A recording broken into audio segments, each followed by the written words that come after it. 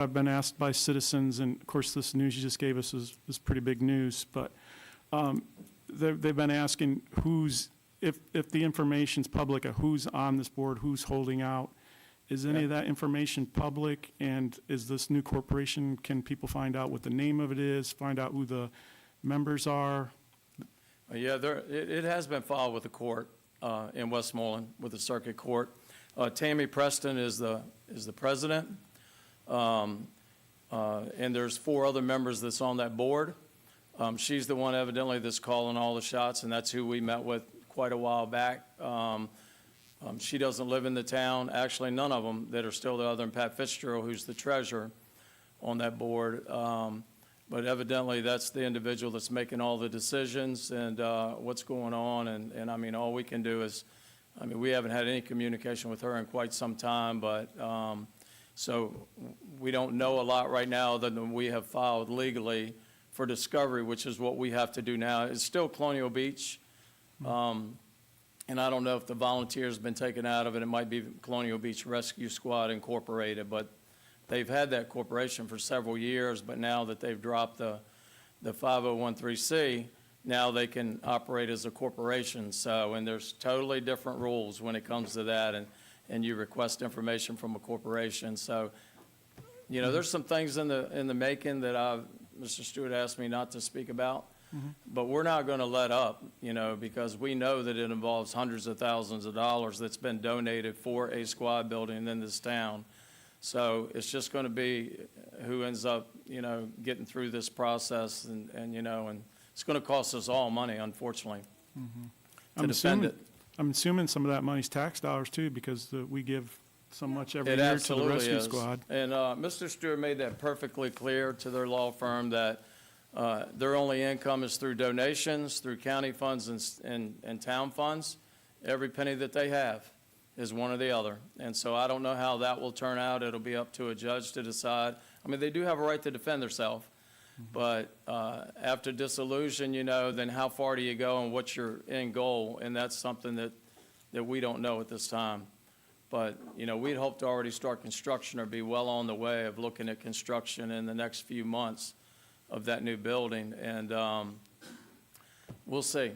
Okay. It would be nice if we could do that, but, you know, now there's no way we can commit to that, knowing that we're going to probably be, you know, a few $100,000 short. So we'll have to figure out either the county, how we're going to come up with that money. But I'll tell you, when you look at those calls, and sometime when we were at Oak Grove, it was taking as long as 20 minutes or longer.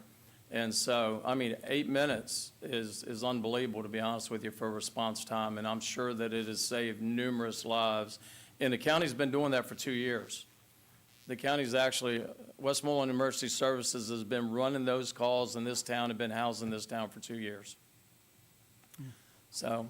Thank you, I appreciate that. Did you have a question, Mr. Larson? Yeah, so similar comments to Mr. Williams. You said, I heard you say, hey, make your voices heard, you know, the folks that donated money and want to do something about it. Who needs to hear the voices? Who Well, do we that's a good contact? question, and I don't know how to answer that question. Yeah, okay. I can was only tell hoping- you who's running the show right now for them, and I just told you. Okay, And it's public record, so I don't know who you would contact. I know recently they had a croquet tournament and donated $2,500 or whatever it was right. to that organization. I mean, there is hundreds of thousands of dollars been donated. I know. In addition to prior years, the county gave $54,000 a year, and the town gave, I think, $30,000 a year. So, so it's a lot of money that's been out there, and we know in '23 there was embezzlement. We don't know the full extent of that. So this may even end up in another court or another realm before it's all over with. But we've got to get through this first stage of getting information and find out what they're not going to provide, if anything, so we know what the next step will be for us as a county to pursue. Lisa's hand first, and then. Well, I Mr. didn't know I was Wade. going to take all your time. I'm sorry, but I know Yeah. this is a tough subject. It It's a is. hot topic, yeah. I'm No, hearing about it a lot. this is just for clarity. When you stated that they quickly dissolve it and make it a corporation, is there some way of additional protection or somewhere they having the ability, Tammy Preston, not being able to come forth and talk about it? What was the reason to quickly dissolve it and make it an incorporation? Are you privy to that? Why they Well, did I that? mean, that's her decision, and I'm sure once they hired a law firm, they told them not to talk about it. You know, because that's, I don't want to put the county also at any yeah. And that's a legal position issue. Yeah. I would just say this is in litigation and that it's to protect the taxpayer dollars that are going to litigate this, you know, and to protect the position of the county. It's not because people want to withhold information from the public, but also, you know, this is a public meeting, this is publicly recorded and on YouTube right now, and, Yep. you know, we want to protect the defense of, and the prosecution of the Yeah. case. So I just want to highlight that is, you know, to just be And I careful. don't think I've said anything that because I discussed Right. it with I our understand. attorney today to make sure that, you know, and I mean, he knows that the public has a right to know what's going on but obviously need to be very limited because it is a legal issue and it'll be decided by the court probably. I don't know whether we're going to be able to resolve it even as much as we tried. Just don't see it happening. Okay, I did see Mr. Wood and Ms. Sanford. Okay, I'll go Wood and then I'll come back over here to Sanford. Mr. Tribbett, do we know how long we can continue to operate out of the existing building? How long we will? Yep. I want to say that lease was for 18 months. Is that? Yeah, so we'll be there until either it floods and we can't be there any longer. But we're going to be in that building and I mean, it's going fine. We've had a couple hiccups because some people went in there and took some property out of there and they dismantled the surveillance system that belongs to the county, and those issues are being addressed as well. You know, they accessed the building when they shouldn't have, so, and it's these same people that are running this corporation, so, I understand, but even if it were resolved, the financial part were resolved tomorrow, we're not going to have a building built in 18 months. So would we renegotiate the lease at that point? well, I would hope that if we could resolve this pretty quickly, we would have that building, you know, 6 months. I mean, the architectural work's already been done. There's a few Okay. boundary adjustments and things, but I mean, it's already, I think the site work and everything, we're not moving it from where the initial designation was, which, you know, will be very simple, I think, to take care of all of that. So it would just be the fact, I mean, we've already put 1.5 million aside in our capital improvement fund for the county to build the building. But the architect has told us that's not gonna do it. So, if it's not, then we've got to determine, okay, where we're gonna get the money to whatever it's gonna cost additionally. And I mean, we could cut out some square footage and maybe do some different things if necessary. But we're working on that. We have a committee together that we're talking about that, and we're gonna try to get through this as quickly as possible, not depending on anything that's being litigated, because you know how that can go. We could be talking about this 5 years from now. Yeah, but chances are it would need some participation from the town to get it done, assuming we get past the legal. I hope not, but we'll see. That's something I really can't answer because we don't really have, a firm price of what it's going to be. We were just given a guess on square footage and, dollar amounts for square footage, but until you actually put it out there on the street for bid, maybe we got enough money. Maybe it's not going to be brick, it's going to be vinyl, or maybe it's, going to be metal. I mean, we don't know yet. We know what money we have, and unless we can come up with, more money, we're going to have to cut some corners most likely. But we know that we're going to build that building to last for long after all of us are gone. And so we want it to be right. We want it to look good. That'll be the first thing you see when you come into town. So, we want to work on that and make sure we can do everything possible to make all that happen. Thank you, sir. Ms. Amber? Has the county looked at grants for the funding? I'm sorry. Have you looked at grants for helping with the funding? I for the think our rescue Director of squad? Emergency Services has looked at, or is in the process of looking at some grants through USDA and some other federal organizations, and, but, that takes time as well. So, but yes, that is something that's being explored as well. Any other questions? Okay. Sorry, Mayor, thank you. That's okay. Next up, we have Dr. Addo with the schools. Welcome.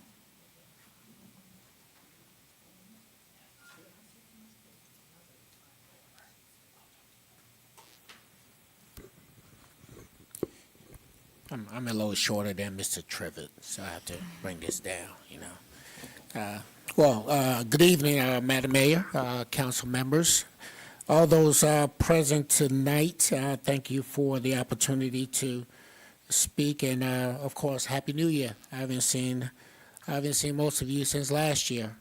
That's what I tell the kids, and they have a giggle after that. We are excited that our kids are back in school. They're into a routine now there's a storm coming. They're gonna get out of their routine. We just hate that when you get them to learn and start doing homework and coming to school every day, and you break them out of that cycle. It's hard to get them back into it. But I'd like to give a few shout outs, if you don't mind. Our amazing drifters, Evelyn Holland and Gracie B. Craft, and their teammate from Lancaster High School represented Northern Technical Center in Skills USA competition this past Friday in cosmetology in Spotsylvania County, and they ended up in second place out of the region. So that is amazing. Congratulations to both of them. Now they're headed to state competition. Our Scholastic Bowl team finished 16-0. And they competed for the district last week. Unfortunately, they came up a little short and lost in the finale for 220 to 210. And they were a little disappointed, but they will be in a regional competition this Saturday. And that is still on hold due to weather. We'll see how that goes.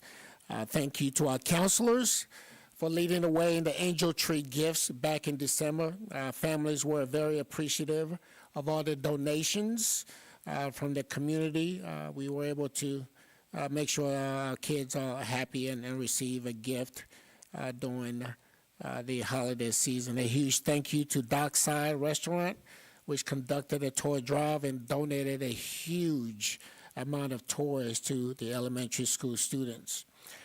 I want to also give a big shout out to our Teachers of the Year and also Classified Employees of the Year. Every year we do select those that are demonstrating and committed and exemplifies what an incredible educator supposed to be. From the elementary school, Miss Nicole Mitchell, 4th, 5th grade teacher, was named Teacher of the Year, and Miss Danielle Fitzpatrick, a Title I Instructional Assistant, was named Classified Employee of the Year. And at the high school, Mrs. Jolie Pastori, special education teacher, was named the High School Teacher of the Year, but she was also named the Teacher of the Year for the district, so she gets a chance to compete for the Virginia Teacher of the Year, which should be coming up next month. And then Mrs. Maxine Campbell, our high school office receptionist, was named the High School Classified Employee of the Year. And we want to say congratulations to all of them. A shout out to our PTA for their support of the students, teachers, and the school division. We are truly grateful and lucky to have incredible parents on the PTA. And since I have the PTA on my list, they are sponsoring a dance for students in the grades 4 to 7 this Friday in the elementary gymnasium from 6 to 8 p.m. If you have nothing to do, come by and help out. A huge thank you to Ice House, Pier 909, and also Colonial Beach Brewing for both. They all held a chili cookout to support the school, and we are very grateful for their support of our children, the school system. Now, you have already probably noticed that we have a new traffic pattern on campus. It's going very well for our new front entrance to the high school that's supposed to start in 2 weeks. Renovation, demolition will start in 2 weeks. So we are excited about that. We also have received the weapons detection system, the EVOLVE system. Second one that we got a grant for that, and we received it. I think it was probably, it cost almost $100,000 for the grant to receive, and we're going to put it at the back of the drop-off zone at the elementary school. So that's a nice way also to, for kids coming in and out, will be able to see if there's any danger into our building. Next, as you know now, all school divisions are in the budget season.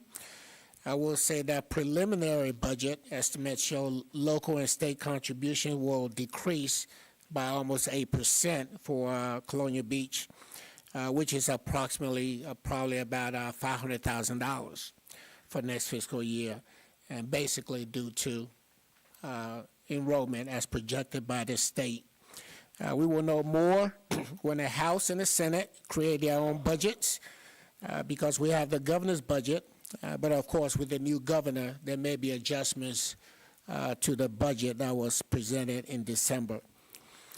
Moving on, I'm extremely excited to share with Town Council and our entire division. The school board was very excited also that we recently applied for a school construction grant, and we received the award of $420,000 for the construction. Which specifically will go to the multi-purpose building, which will be the weight room, instructional classrooms, and offices. And the great thing about it is there's no match to that $420,000. So we're excited about that. During our last board meeting, the school board was presented with the official resignation of Ms. Michelle Payne, former board chair now, and the school board accepted the resignation. Mrs. Payne will be missed dearly. She has served the children, parents, and the school community for nearly 15 years. She was and still is a champion for kids. I am glad she plans to stay active and involved. The school board will honor and celebrate Mrs. Payne at the February 11th meeting. If you're available, please join us. And lastly, at the last school board meeting, the board elected Mrs. Patrice Lyburn as the school board chair and Mrs. Audra Lucas Payton as vice chair. I want to congratulate both of them again, and as always, their continuous service to the kids of Colonial Beach. And that is all that I have for you, if you have any questions for me. Any questions? No, I think we're going to keep moving forward. We've got a long agenda tonight. Thank you so much, Dr. Addo. All right, as we move forward for public comment, I always intro the public comment. During all public comments or hearings, we ask that certain guidelines be followed. When you come up, please stand at the podium, and for the record, please state your name and address. If you want to be contacted, please provide your contact information to the clerk. As you can see on the sign-up sheet, you can provide your contact information there. You can give it to her afterwards, too. That's fine if you forgot to do that then. Make your comments to the council as a whole. Be brief, state your position, and provide facts. And you may provide written statements or any supporting materials to the clerk, and she can distribute them to the council and the town manager.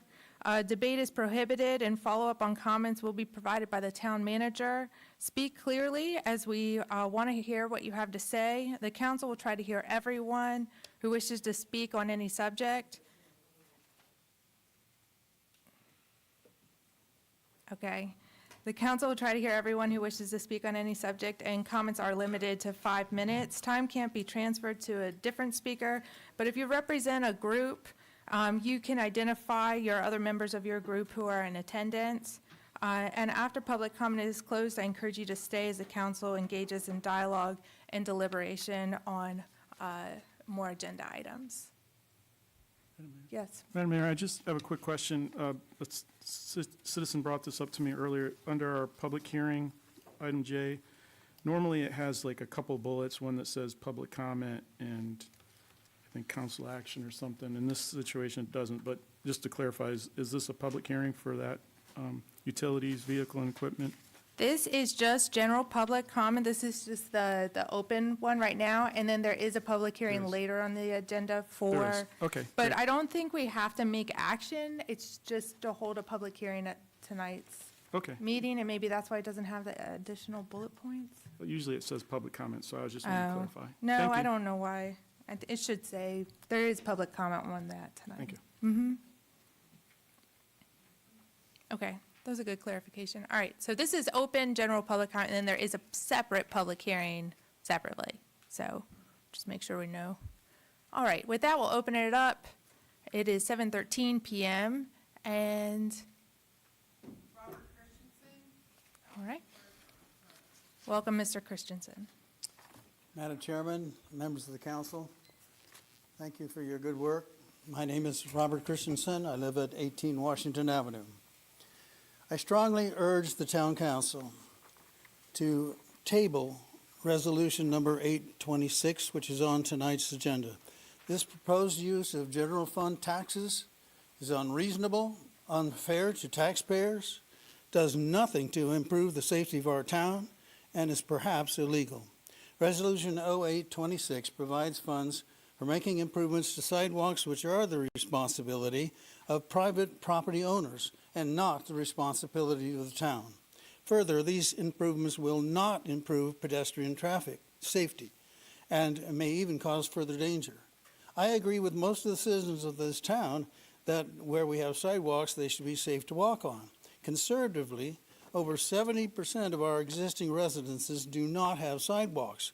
Why should property owners in the north part of town pay for the sidewalks in the south part of town? It makes no sense. It is common in Virginia for cities and towns that outside the city center, residential areas have no sidewalks. Check out Fredericksburg. There's not ADA requirements on every residence.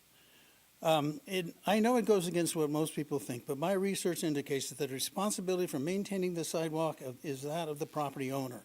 The council is being asked to approve general fund revenue of $130,000 to repair just 6 sidewalks in a residential area. At this time, what would it cost, at this rate, what would it cost to repair all the broken sidewalks on the point? By my calculation, $8 million. Unlike many who will use public comments just merely to complain, I have a recommended solution. Here it is. Number 1, table this resolution tonight. Check with legal. Check with your public works manager. Confirm the facts that I have presented.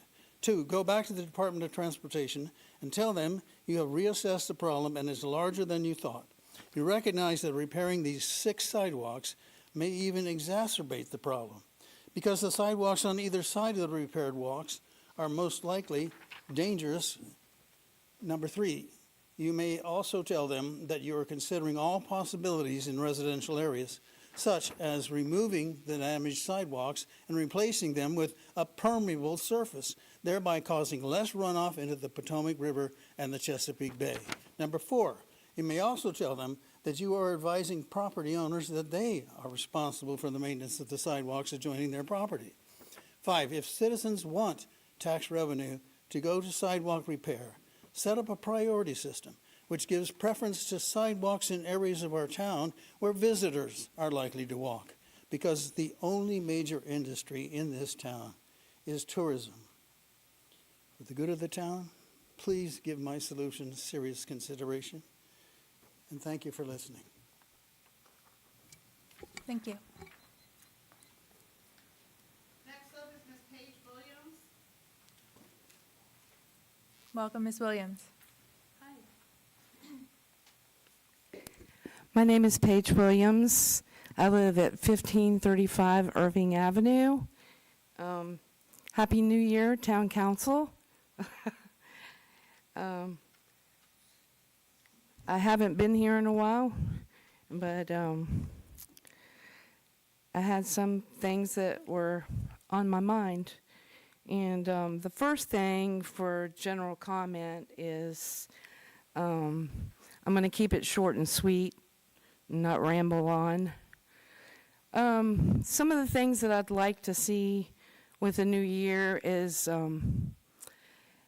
not only the agenda coming out on time, but maybe you guys in your strategic planning meeting could discuss lengthening the time where the agenda actually can be reviewed by town council and other citizens. Currently, it's supposed to come out Friday, but from what I've seen, I mean, don't quote me on this, but a lot of times it doesn't come out when it's supposed to.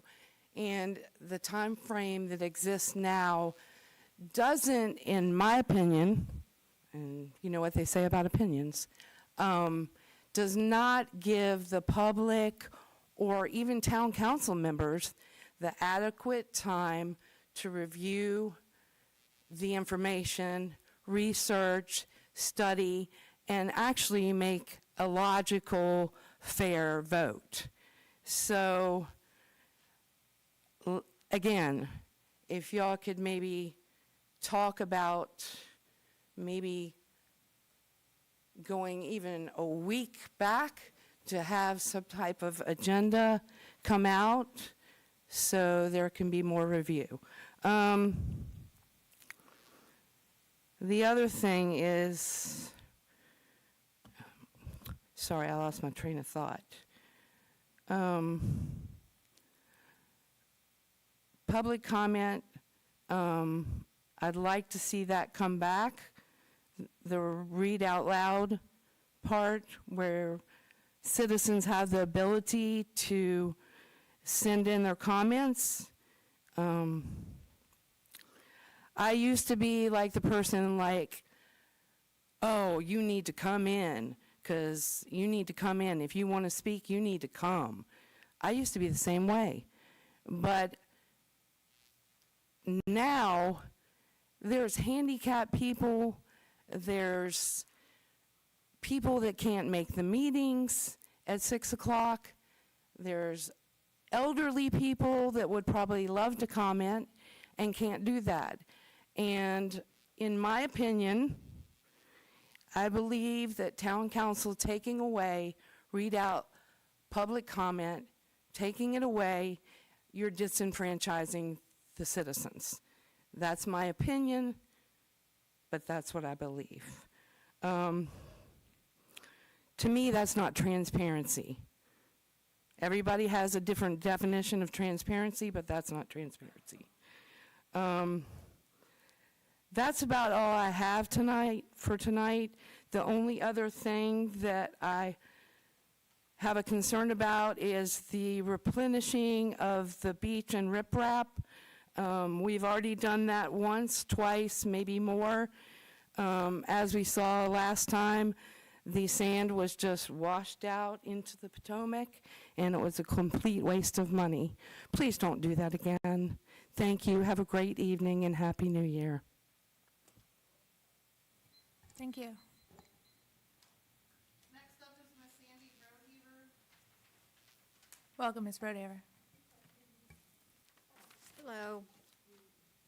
I came here tonight to talk about the North Beach and the disaster we have on the boardwalk. I'm happy to hear that it's going to be taken care of.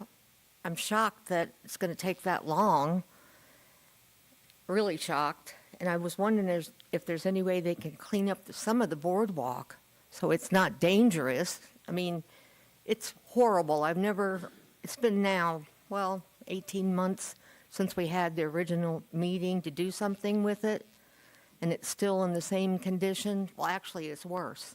I should have brought my pictures. You've probably seen them online. So I'm happy that they're going to do something, but if it's some way we can find out what's going on, and I mean, it's miserable there. You see all this, and I've been crazy, and then come here tonight and find out that something is going to be done, which is a good thing, but it's just a long time and a big mess. I mean, it's very, very dangerous. If anybody's been down there, you know what I'm talking about. Lots of stuff just laying everywhere, the biggest rocks I've ever seen. And people have been injured on them before. So that was what I was here for tonight. So I am glad at least something's going to happen. I just really would like to know, or let somebody know what's going on, and because we don't know anything down that end. And it's really upsetting to all of us. And I know I've been online and said a few things, but anyway, if anybody can let somebody know that lives down that way so we can pass it along, that'd be helpful. So I do appreciate that something's going to be done. So thank you for your time. Thank you. Next up is Ms. Marsha Feldman. Welcome, Ms. Feldman.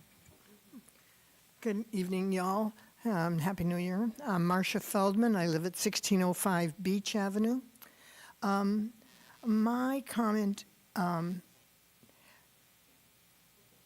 it doesn't have to do with the purchase of the vehicles, because I understand that's, but my point is that before we start any new projects, I think we need to finish up a bunch of the stuff that's in process or sitting stagnant. For example, the water meters. The water meters were installed with a grant. Well, it amazes me that the grant didn't require that they be operational in order for you to get the money. I don't know who issued that grant, but that's the most screwed up thing I've ever heard of. But anyway, I understand that part of the problem is the cost of the software to make at least that's what I was told, to make the meters usable. I think that instead of spending money on other things, whether it be vehicles or whatever, we need to get the water meters going. In the long run, the town would make money on them because you're going to be able to charge more for water instead of charging everybody the same amount, so that it would be fairer. People moving into town are astounded at the amount we pay for our water and sewer. And I think that if we could get the meters running, you could actually be able to bill people for the water they actually use, which would probably be a benefit to the town. That's one of my projects. The other thing is, I had a question about the snow removal.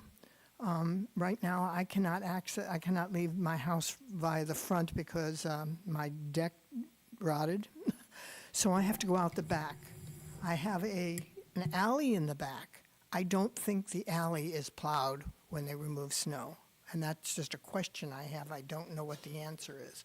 The third thing I have is, in response to Mr. Christensen's comment, I agree that the sidewalk, fixing just a few seems silly, but I don't think that the responsibility is the homeowners, because it's the town, it's on the town easement, it belongs to the town, and so the homeowner is not responsible for maintaining it any more than they're responsible for maintaining the things outside their property line.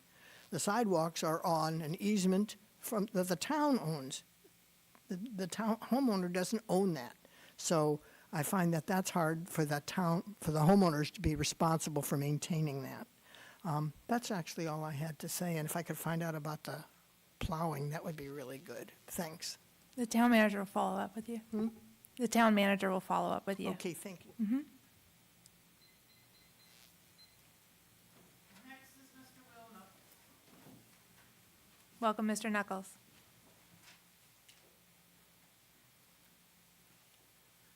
Good evening. Will Knuckles, 204 Monroe Bay Avenue. We'll start with the topic of North Beach. It's been talked about a lot. It's a pet topic of mine, part because I was coastal engineering, and this sort of work is part of my professional and educational background, so I understand a fair amount about it. One is there was an RFP discussed that they were going out and looking for professional credentials. There's a selection committee. In the advertisement, it talked about the fact that they would be named. I have not seen anything that actually names who is on the selection committee, and it would be good to know their credentials to sort of know how trained and competent they are to sort of judge the people that then they're judging. It would just be great to see some transparency on that, so hopefully y'all will ask about that, and then when you get an answer, you'll let us know. At one point, there were some questions about the parcels involved and whether or not it was private or public or some mix, and some people cared and some people didn't seem to care, but I never really heard that there was a definitive opinion about that, about whether the project site actually falls into the public, private, or mixed realm, and whether that even matters. It would be great to hear some report back if y'all could look into that and then let the public know what you find out. And then if we're sticking with the topic of sand and other things, you are again once asking for a big chunk of money for the sand and riprap piece, which somehow falls into capital improvement, even though you treat it like a maintenance idea, even though maintenance is normally in the regular budget. Again, there's no indication that there is any understanding of coastal engineering principles, even basic ones about things like sand grain size, offshore breakwater design, the role of the backfill behind those, whether you're supposed to do it or not. From what I've seen, some of the money that we've been spending has been the result of having to spend that because we've done the wrong thing the prior year. So in this case, like 2 iterations ago, they overfilled the backside of the road, starved the area just downriver of that, then came back and said, hey, we need more money because that area eroded, except you didn't give it enough time to equalize. It's sort of like you cut it off of its own sand supply from the work you did and then asked for more money to fill it back in, and you're sort of like chasing yourselves in a circle, in part because there just doesn't seem to have a basic understanding of how coastal engineering works. I put forth a FOIA request to say, like, hey, what were your sand grain size requirements? Like, what was in the RFP? What were you looking for materials? The response back is there was no requirements and there's no information out there whatsoever. So even in the simplest project, even as an individual homeowner, these are questions that you put forth front and center anytime you're actually asking to do a design on a project, much less do the engineering and implementation. We're here again tonight. Remember, y'all used to usually spend $50,000 a year on these sorts of things. Now it's triple, right? And the projects are bigger and the efforts are bigger, but the results are still done incorrectly. That's my opinion, both as a resident and as a professional.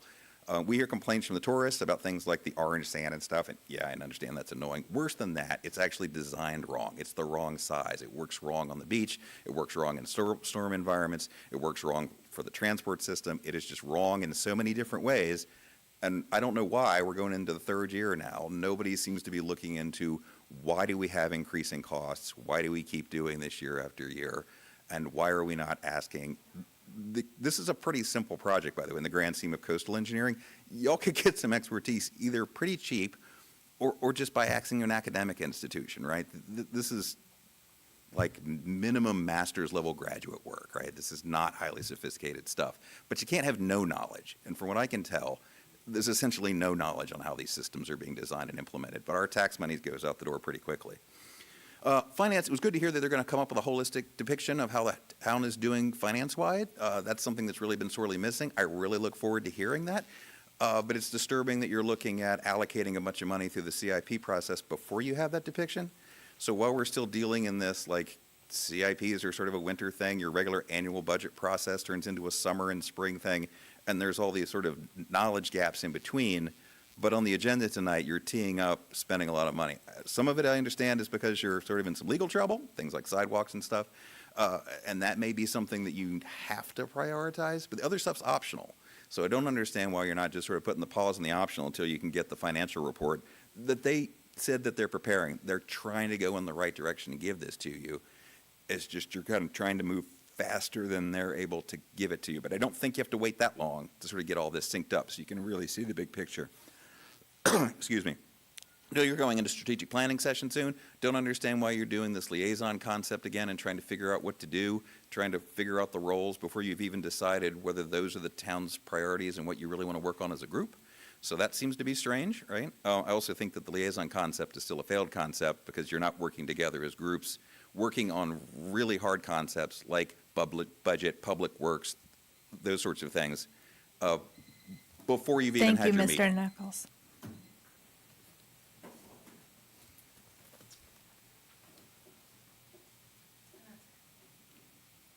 Is there anyone else? If you didn't sign up, I still like to give anybody an opportunity.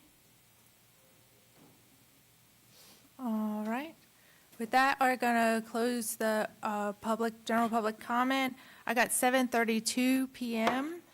for that, and I am going to take just a 10-minute recess right now before we get to the rest of a whole bunch of business, just so that everybody stretches their legs before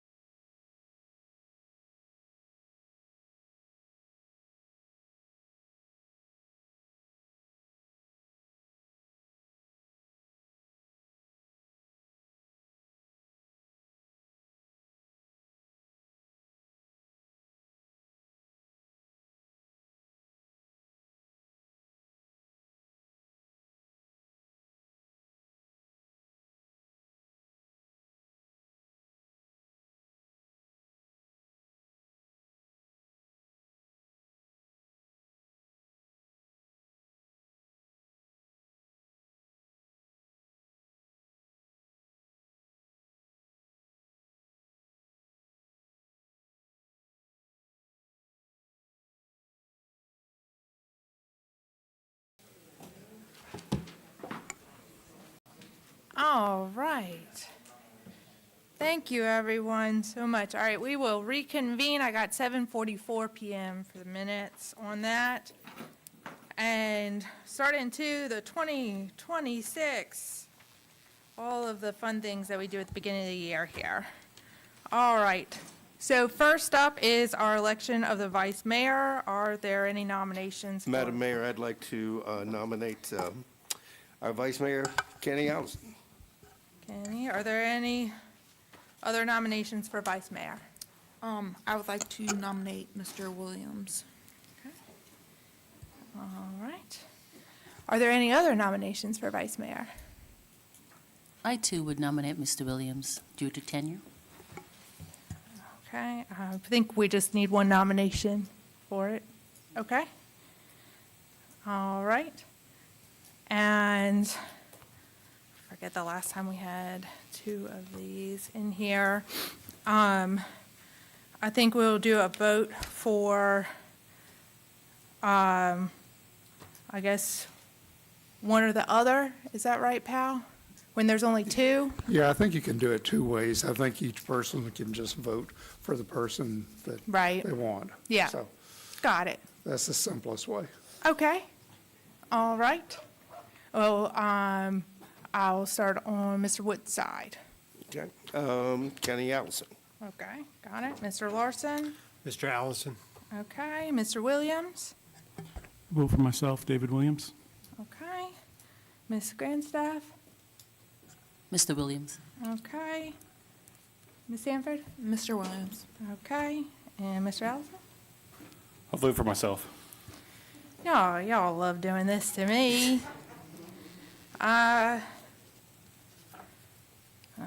I'm going to go with Mr. Allison because it's his last year on this term in council, and Mr. Williams, you got a couple more years, so I think hopefully we'll go over there next.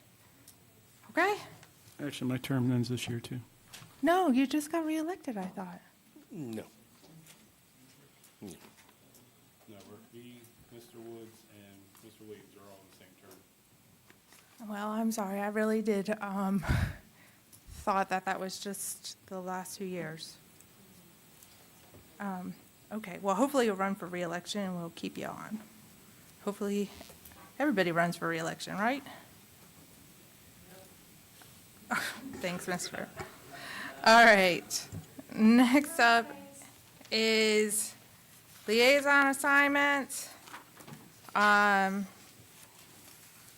normally like to switch people around a lot, but I had a lot of requests to have some continuity so that there could, I think there's a lot of things just kind of starting, but need to keep moving forward. So I did move some people around, but not everybody. Ms. Williams, you got public safety. Ms. Grandstaff, economic development. Mr. Wood, planning and parks and rec. Mr. Larson, school board and finance. Ms. Sanford, NGOs. And Mr. Allison, public works. And I'll stay on administration. I'm sorry, who was on the school board? Larson. Oh, okay. And Public Works is? Yes. Public works is Allison. Okay. And planning, I'm sorry, is Wood. Wood. Okay, thank you.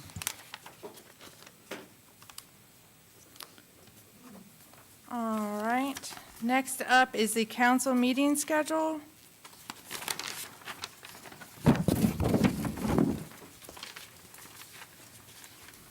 This is tab B for everybody. I will say in the past, the July 1st work session, which is always right around that 4th of July holiday, which is the biggest holiday in the town. We have generally canceled that July work session, and kind of the same is the September work session. due to the fact that they are both Labor Day and 4th of July, right around those timeframes. And our budget is due by June, so then generally the summertime, we're just kind of all busy as a town in general, so kind of keep staff focused on all the activity that's happening out there. So I guess I propose to, in our council meeting schedule, to strike those two. Are there any comments or, I concur with that. okay? That's good. You need a motion? Yeah, I think so. So moved. Is there a second to that? Second. All right, is there any other discussion on any of the work session or meeting timeframes? All right, all in favor, say aye. Aye. Aye. Aye. Any opposed? All right, we got it. Heather, you got that down for the holiday, the two holiday ones? Okay. Next up, bylaws. We had done some pretty extensive revisions to these a couple years ago. Do we want to set a motion to adopt the bylaws? And So then- moved. All right, is there a second to that? Second. Is there any discussion? Yes, Mr. Larson?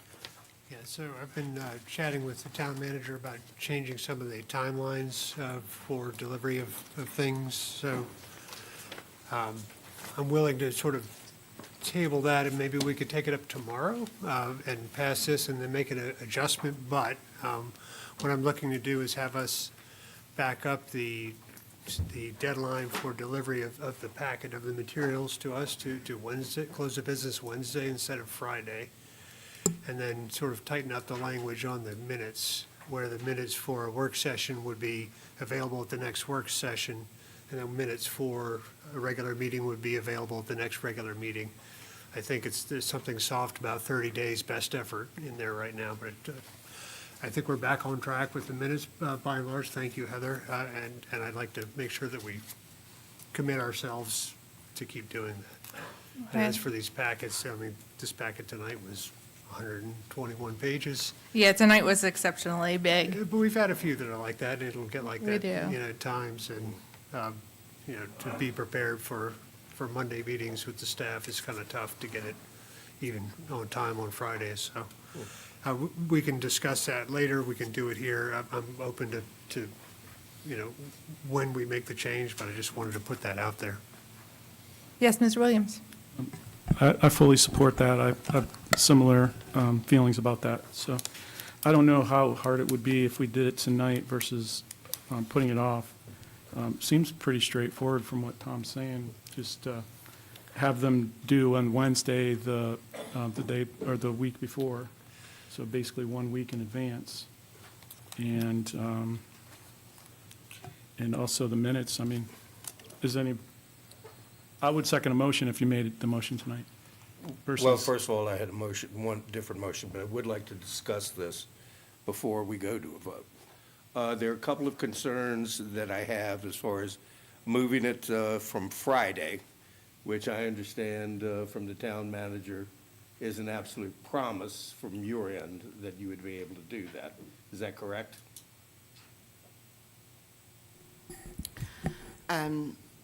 So there have been times in the past when the agenda packets have not gone out on Fridays and they've gone out on Saturdays.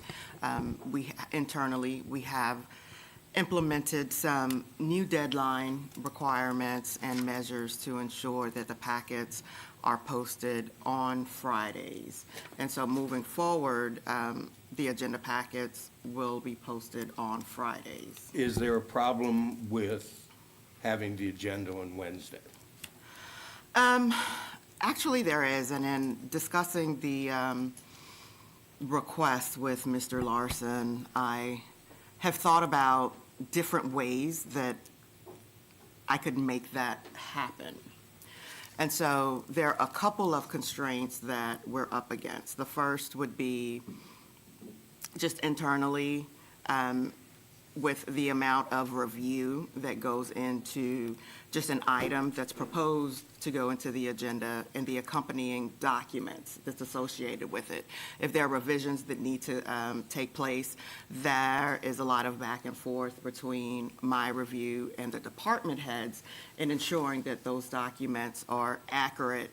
And oftentimes, we are waiting on just information, rather from vendors or what have you. So that's one constraint. The second is with planning commission items. So for planning commission items, because they meet once a month, that is going to be a really, really difficult deadline for them to meet if they need an item on to be heard with town council. There are internal deadlines that they also have to meet. There are posting deadline requirements that they have to meet.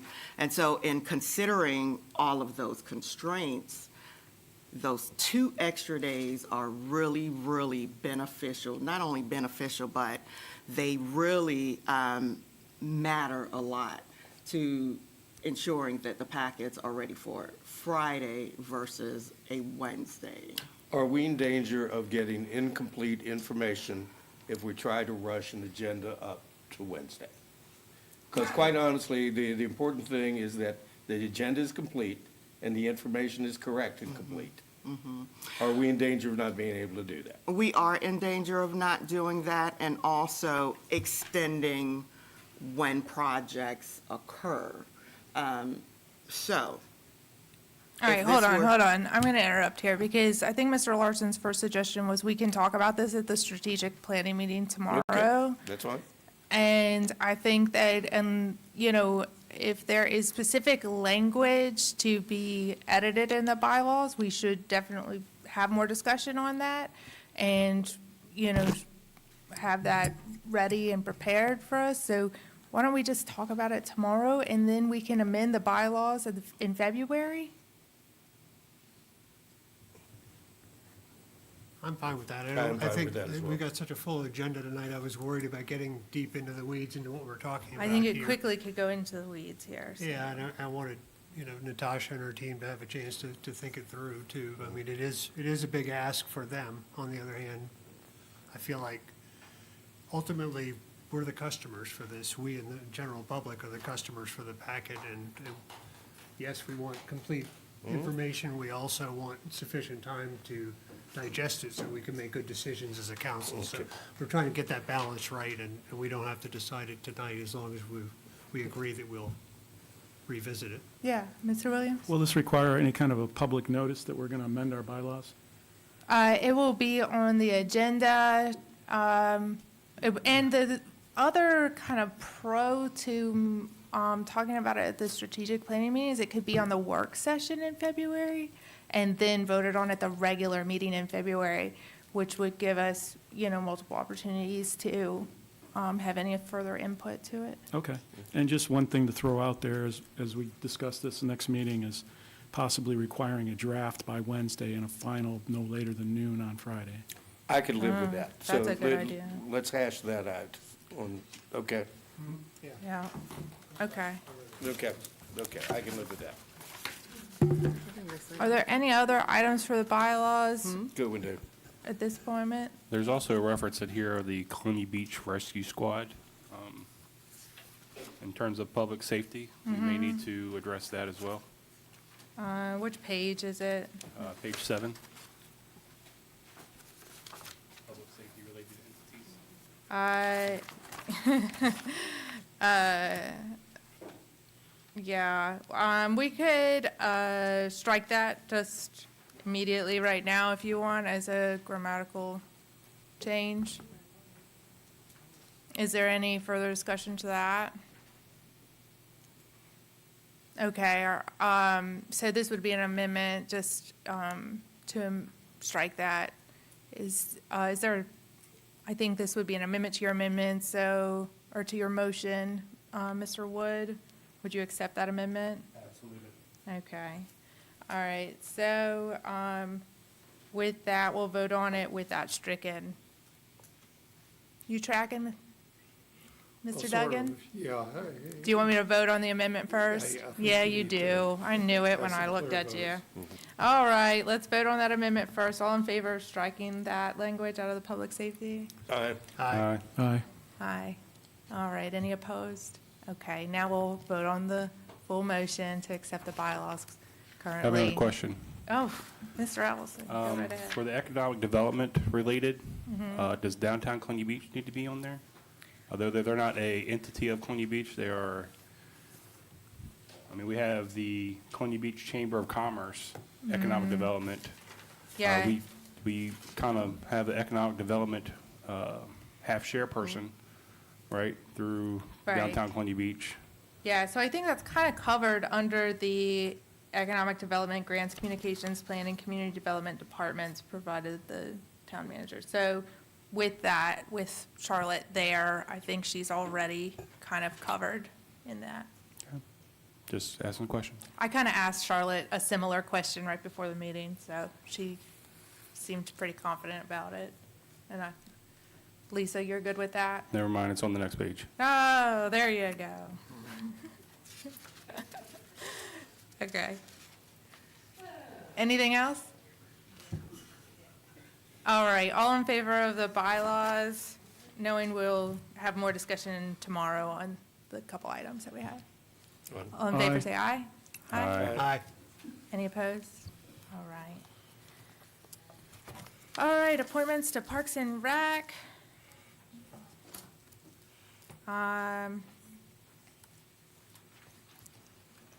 There are 2 vacant seats, and there are 2 people who have expressed an applied interest to serve. If you're in the audience, will you please stand up for us or raise your hand or something? Constance, I hope I don't mispronounce this, Tuning. I think there's only one Constance in the Okay, room.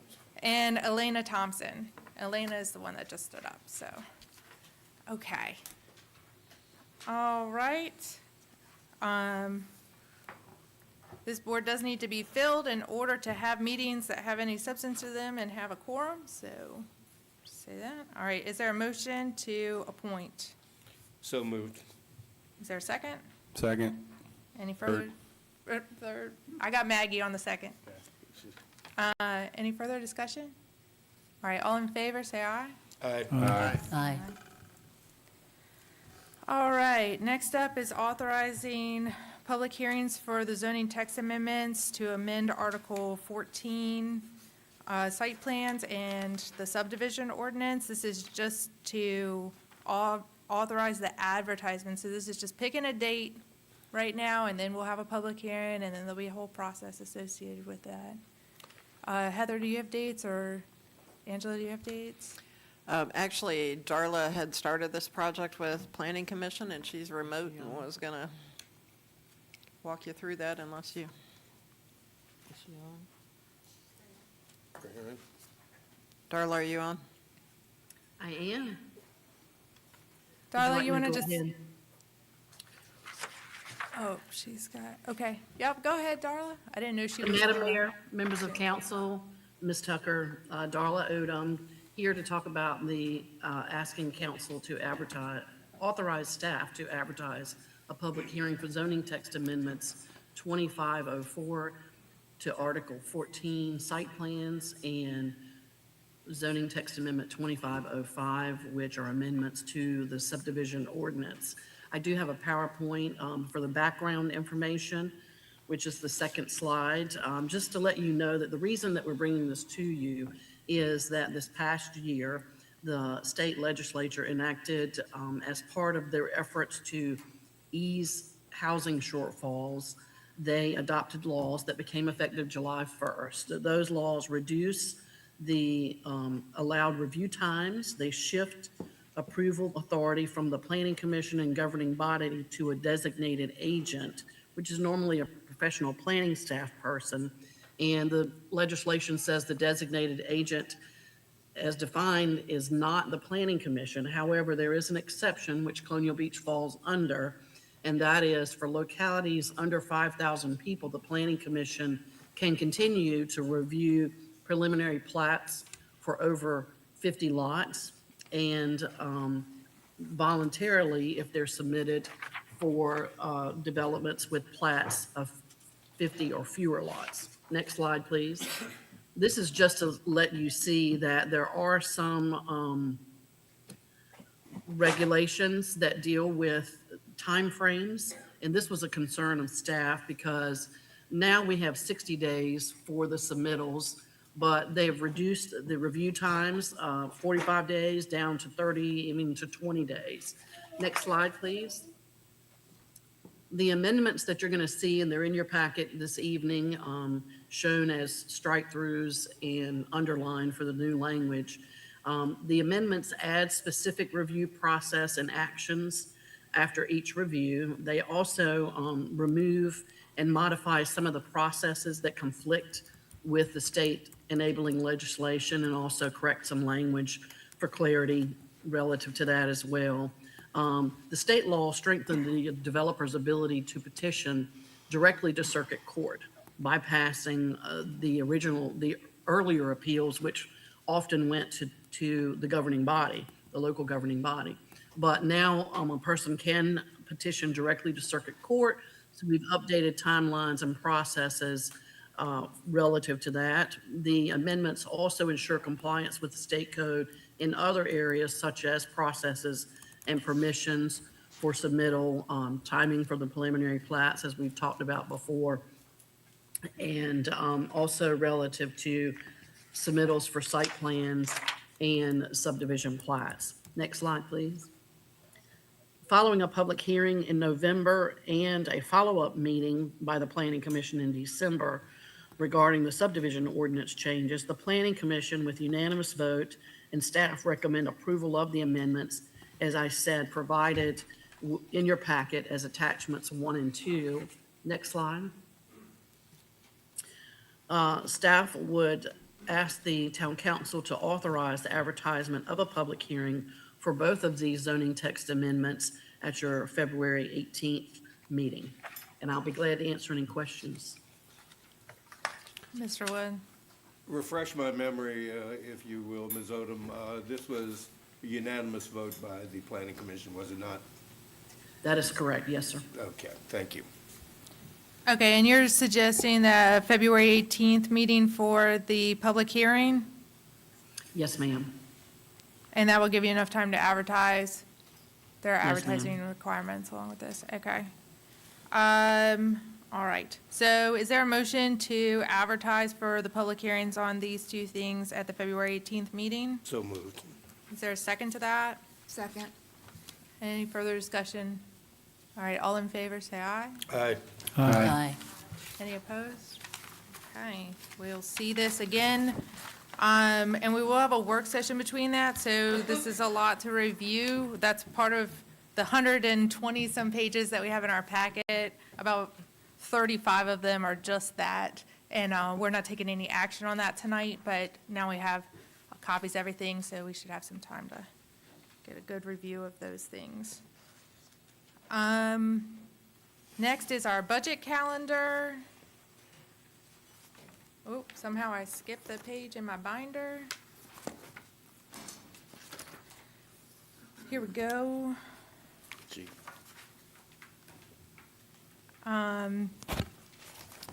This is with Lisa. Yes, we're presenting the fiscal year 27 budget calendar for your review. As you see, we are already quite into some of these items. We are currently working diligently on the budget for fiscal 27. So if you have any comments or things you want to add or remove, we're just asking for approval of this timeline. So when we did the budget last go-around, we had talked about adding in a day that we do a council, work sessioning day that's dedicated to the budget. And so I'd like to put that in or see that. I don't know if Obviously, you need it far enough along that that's helpful to you, but not so far along that, you know, we're too far down the train tracks. I don't know if, April, you have to give the initial budget estimate, and that's a state requirement. Is April seem like a good time frame? Is that too late? Is that too early? Do we know when we did it last year? I'm trying to, I think we are always trying not to be late on the budget. I mean, there's statutory deadlines for it being passed by June, so we can't go any later than that, no matter what. I think it was either mid-April or the first week of May, I can't remember.